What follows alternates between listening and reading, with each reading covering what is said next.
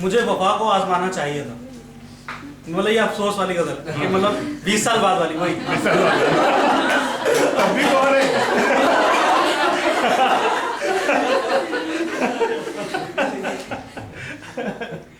तब भी कौन है? लेकिन एटीट्यूड इस तरह से बदलता है ना सर, इस टाइम जो है वो दूसरों की तरफ से बोल रहे हैं, उस टाइम फिर भी ब्लेम कर रहे होंगे, मतलब अब पक्ष तो अपना ही होगा लेकिन दूसरों को ब्लेम कर रहे होंगे। मुझे वफा को आजमाना चाहिए था, हमारा दिल दुखाना चाहिए था। आना ना आना मेरी मर्जी थी, तुमको तो बुलाना चाहिए था। क्या बात, ये बात। मुझे वफा को आजमाना चाहिए था, हमारा दिल उसे दुखाना चाहिए था। आना ना आना मेरी मर्जी थी, कम से कम तुमको तो बुलाना चाहिए था। हमारी ख्वाहिश एक घर की थी, लेकिन उसे सारा जमाना चाहिए था। वाह, बहुत बढ़िया। हमारी ख्वाहिश एक घर की थी, उसे सारा जमाना चाहिए था। मेरी आंखें कहाँ नम थी, समंदर को तो सिर्फ बहाना चाहिए था। ख्वाब को ख्वाब की ताबीर बना सकता हूँ। ये कॉन्फिडेंस वाला सर जो आप वैसे जुबैर के जो शेर है ना, इसके बाद एक लाइन और जोड़ सकते हैं, क्योंकि इनकी ख्वाहिश तो किसकी थी? अभी बताया ख्वाहिश क्या थी? एक घर की थी, एक घर की थी और उसको सारा जमाना चाहिए था। इसके लिए इनको या उनको कम से कम IAS में तो आना चाहिए। तो इसी के आगे लिख दूंगा, मैं तो IAS बन गया, उसको भी बनना चाहिए। डिपार्टमेंट भी ऐसा चाहिए।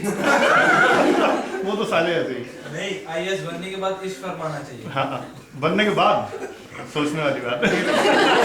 सारा तो कहना चाहिए ना। नहीं एक्चुअली एज लिमिट 30 है ना, ये भी ध्यान रखना पड़ता है। अभी तो हमने कहा सोचना पड़ेगा। उस समय तक डायबिटीज भी बहुत हो जाती है। नहीं है, वो वेट की भी बहुत बड़ी प्रॉब्लम है। कोई बात नहीं, ख्वाब को ख्वाब की ताबीर बना सकता हूँ, दर्द को हासिल तकदीर बना सकता हूँ। ख्वाब को ख्वाब की ताबीर बना सकता हूँ, दर्द को हासिल तकदीर बना सकता हूँ। मुझे रंगों से तो बनाना नहीं आता, लेकिन खुशियों से जरूर तेरी तस्वीर बना सकता हूँ। बहुत बढ़िया।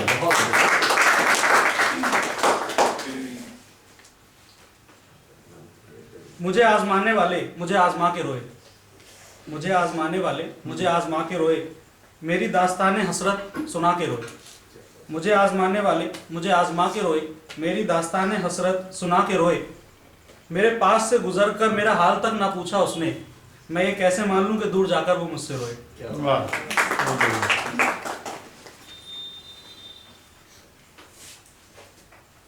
ये इसी तरह से जैसे कविता कब बनती है, तो एक इसी तरह से याद आया था मुझे, अभी लिख रहा था, पूरी नहीं हो पाई, आपने जल्दी खत्म कर दिया।